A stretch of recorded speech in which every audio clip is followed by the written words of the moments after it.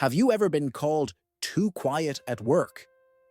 In my case, it wasn't just a casual comment, it cost me my job. I was fired for being not social enough, but what happened next shocked everyone, especially my boss. Stay with me as I share how my resignation letter finally gave me the voice they claimed I never had. I've always been the quiet type.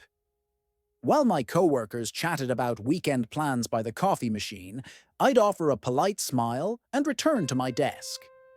I wasn't rude, just reserved.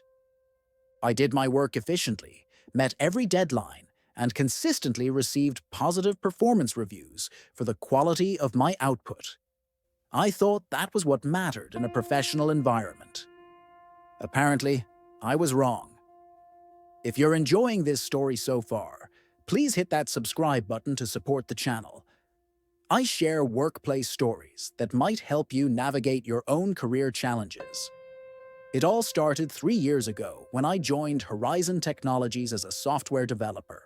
I was excited about the opportunity. The company had a solid reputation in the industry, and the position aligned perfectly with my skills and career goals. The interview process had gone smoothly. I remember the hiring manager, Marcus, specifically noting how impressed he was with my technical skills and problem-solving abilities. "Your coding test was exceptional," he'd said. "One of the cleanest solutions we've seen." The first 6 months were great. I came in, did my job well, and went home. My team lead, Sarah, was supportive and seemed to appreciate my dedication to quality work. While I didn't participate much in team lunches or after-work happy hours, I maintained cordial relationships with everyone. I wasn't trying to be antisocial. Large group settings simply drained my energy, and I preferred one-on-one interactions when necessary. Things began to change when Marcus left, and Diana took over as our department manager. Diana was the complete opposite of me, loud, constantly networking, and a firm believer in what she called team synergy. From her first week, I could feel her eyes on me during meetings, noting my tendency to listen rather than speak unless I had something meaningful to contribute. About a month into Diana's leadership, she called me into her office. The conversation still plays in my mind sometimes. "So, James," she said, leaning forward with an uncomfortable intensity, "I've noticed you don't speak up much in our meetings." "I contribute when I have something valuable to add," I explained. "I don't believe in talking just to be heard." Diana's smile tightened. "Part of being a team player is being present, vocally present. People are starting to think you're, well, disengaged." I was confused. My work was excellent. My code was clean. I met all my deadlines. How could anyone think I was disengaged? "My performance reviews have all been positive," I said. "I've completed every project ahead of schedule." Performance isn't just about output anymore, James. It's about culture fit, connection. The team needs to feel your presence. I left her office that day with a pit in my stomach. Suddenly, my personality, something I'd never considered a liability before, was being framed as a professional shortcoming. Over the next few weeks, I made efforts to be more present, as Diana had suggested. I forced myself to speak up in meetings, even when I felt I was just repeating what others had said or stating the obvious. I accepted lunch invitations despite preferring to work through lunch or take a quiet walk to recharge. I even attended a company happy hour where I stood awkwardly nursing a club soda, while everyone around me grew increasingly loud and animated. It was exhausting. Every day I went home mentally drained, not from the actual work, which I loved, but from the performative socializing that had suddenly become part of my job description. Despite my efforts, Diana continued to make comments about my reserved nature during our one-on-one meetings. Each time, the criticism became less veiled. The executive team needs developers who can present their ideas confidently. Client-facing roles require personality, James. Have you ever considered that your quietness might be holding back your career? I started to develop anxiety before team meetings, knowing I'd be judged not on the content of my contributions, but on their frequency and delivery. Work, which had once been my sanctuary, became a source of stress. 6 months into Diana's management, she instituted a new policy: mandatory team-building Thursdays, where we'd spend 2 hours playing cooperative games or doing activities designed to build communication skills. For most of my colleagues, these sessions were a welcome break from coding. For me, they were torturous. During one particularly painful session, we were asked to share personal stories about overcoming obstacles. When my turn came, I briefly mentioned overcoming my fear of public speaking to present at a small tech conference the previous year. I thought it was an appropriate example. Relevant, yet not overly personal.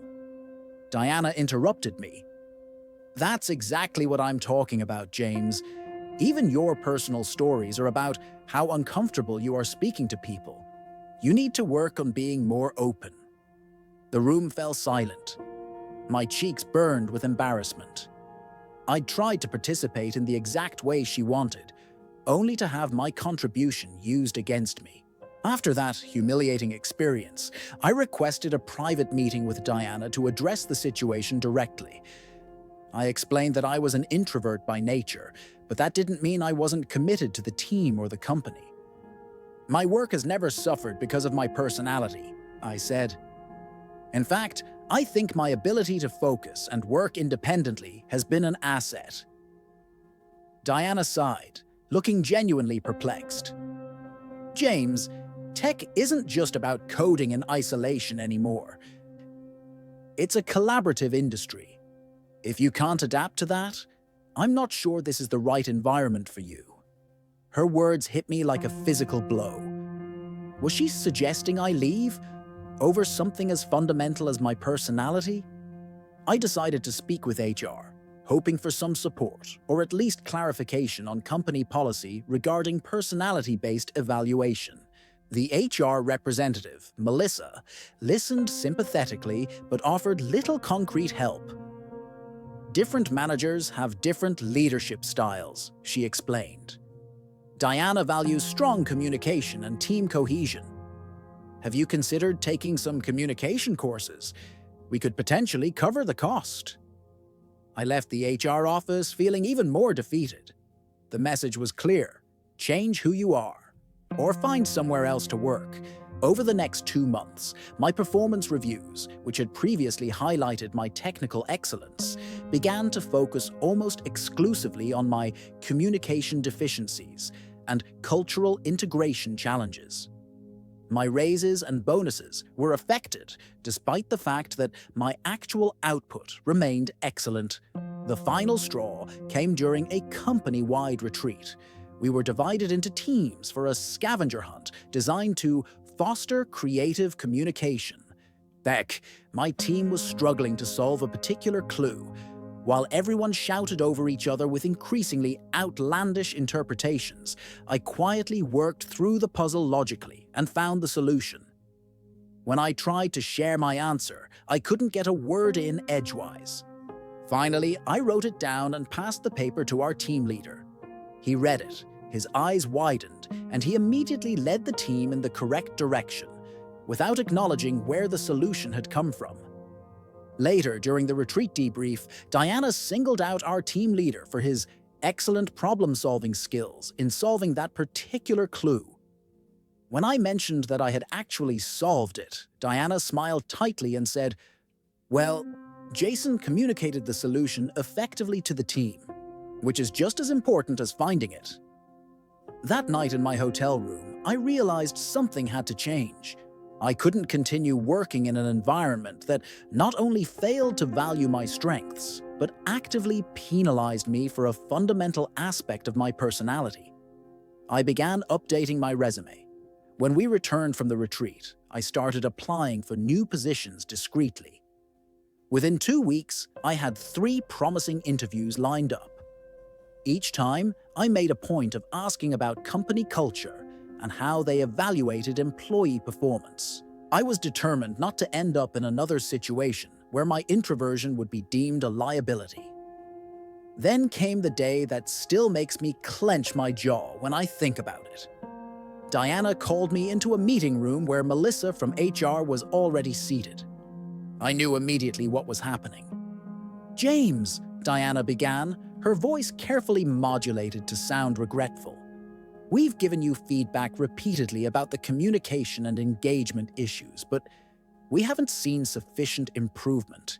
Horizon values team players who can collaborate effectively, and unfortunately, your working style just isn't aligned with our culture." Melissa slid a document across the table, a termination letter. "We're providing 2 weeks severance, which is generous considering the circumstances." I sat there, staring at the letter, a strange calm settling over me. They were firing me because I was quiet. Not because my work was subpar. Not because I missed deadlines or made costly mistakes. Because I was quiet. "May I ask a question?" I said, my voice steadier than I expected. Diana nodded, seeming relieved that I wasn't making a scene. If my code quality had been poor, but I was the life of the office party, would we be having this conversation? Diana shifted uncomfortably. "That's not a fair characterization of the situation." "I think it's exactly fair," I replied.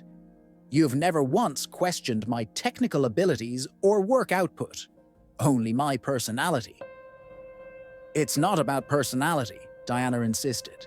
"It's about communication skills, which are essential in a collaborative environment." I nodded slowly.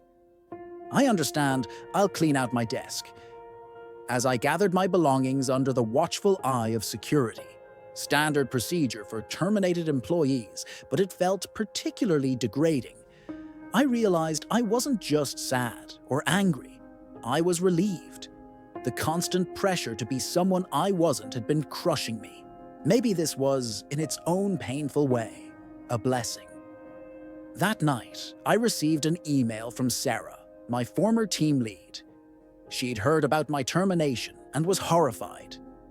"This is completely unfair," she wrote. "The team is in shock. You were one of our strongest developers. If there's anything I can do, a reference, introduction, anything, please let me know." Several other colleagues sent similar messages. It was touching to discover that, despite my quietness, I had made connections with people who valued my contributions and respected my working style. By a stroke of luck, one of the companies I'd interviewed with made an offer the very next day. The position came with a 20% salary increase, and more importantly, a manager who explicitly stated that they judged employees based on results, not personality. I accepted immediately. But something still bothered me. The way Horizon had treated me felt fundamentally wrong.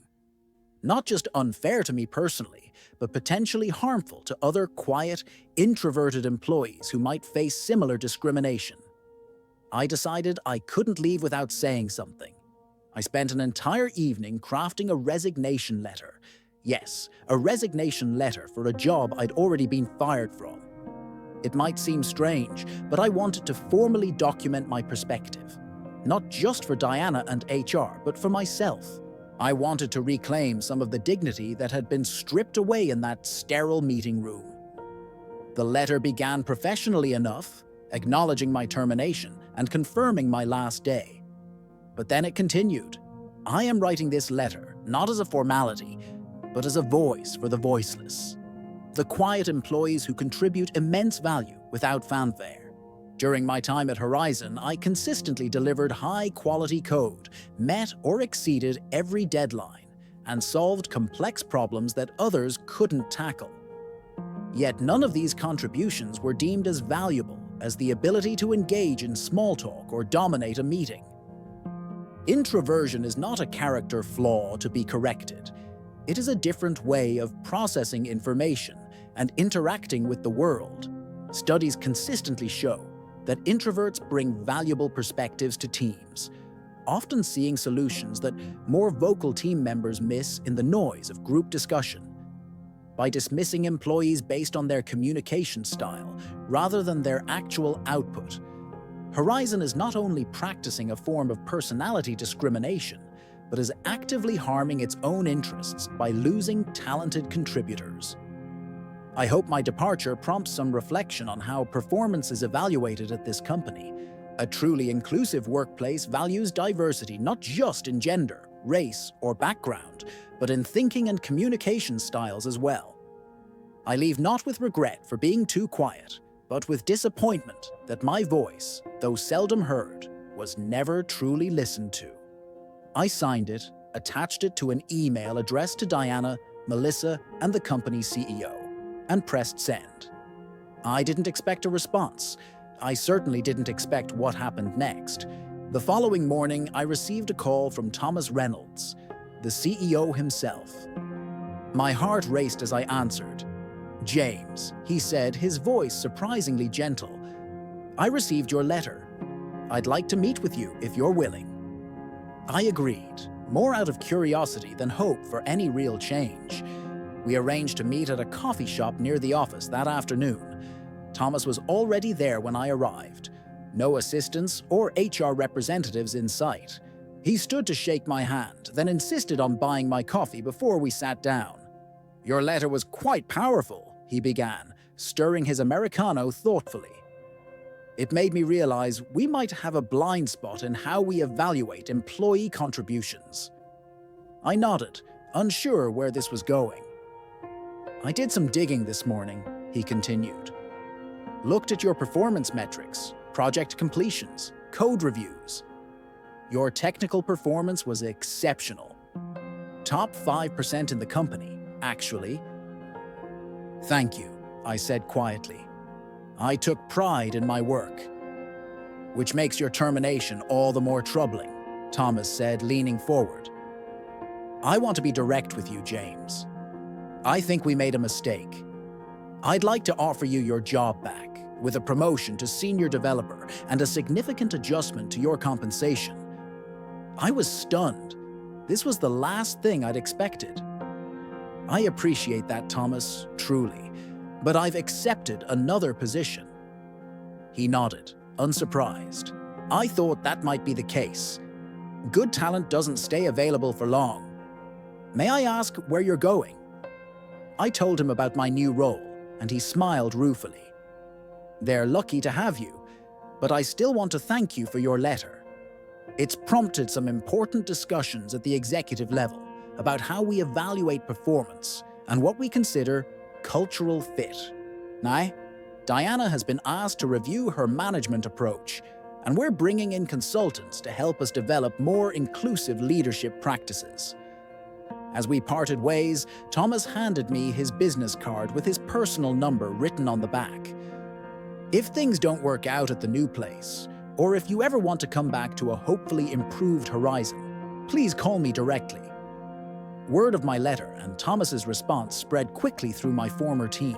Sarah texted me that Diana had been called into multiple meetings with the executive team and emerged looking thoroughly chastened. Two other quiet team members who had been receiving similar pressure about their communication styles reported that their recent one-on-ones had focused solely on their technical contributions, with no mention of personality factors. It's been 8 months since I started my new job. The culture difference is remarkable. My current manager, Elena, values results over visibility. Team meetings are structured to ensure everyone's input is gathered, not just those who speak the loudest or most often. Written communication is given equal weight to verbal, allowing those of us who process thoughts better in writing to contribute in our strongest format. Last week, I received an unexpected email from Thomas. Diana had left Horizon to pursue other opportunities, and they had instituted a new performance evaluation system that explicitly separated technical performance from communication style, ensuring that quiet contributors weren't penalized for their introversion. "Your letter continues to influence how we think about talent," Thomas wrote. "I hope you're thriving in your new role, but my offer still stands if you ever want to return." I smiled as I closed the email. I had no intention of going back, but it was validating to know that my final act of communication, the most extensive and heartfelt I'd ever made at Horizon, had created lasting change. As a quiet person in a world that often favors the loud, I've learned that finding the right environment is crucial. Some companies will try to change you to fit their culture. The best ones will value what you bring, even if it comes in a quieter package.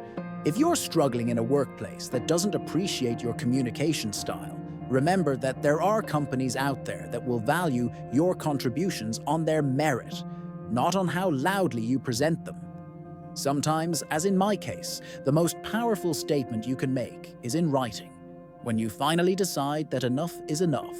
And if you're a manager or leader watching this, I hope my story encourages you to look beyond the noise and recognize the valuable contributions of your quieter team members. The most insightful voice in the room often belongs to the person you have to lean in to hear. If you've experienced something similar, or have thoughts on workplace culture and introversion, I'd love to hear from you in the comments. And if you found value in my story, please subscribe to the channel for more workplace insights and experiences. Sometimes the quietest stories carry the loudest lessons,